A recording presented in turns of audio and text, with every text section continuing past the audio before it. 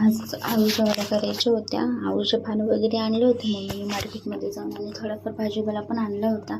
एका साईडला चपात्या करून घेतल्या, आळूच्या वड्या शिजून वगैरे घेतल्या, तळायच्या होत्या आळूच्या वड्या. खूप छान अशा चवीला लागतात. तुम्ही एकदा खाऊन की बघा, मला तर खूप आवडतात. तर किचनवर राडा आहे असा पडला होता, तो तसाच ठेवला.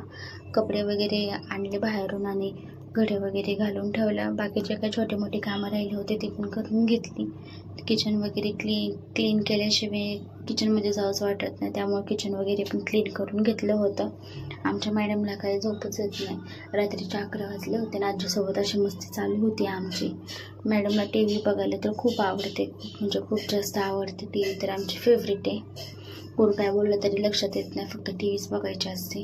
कामे वगैरे झाले सगळे आणि तिला घेऊन बसले होते. मॅडमला उभं जरी धरलं तरी मॅडम नाचायलाच लागतात आजकाल.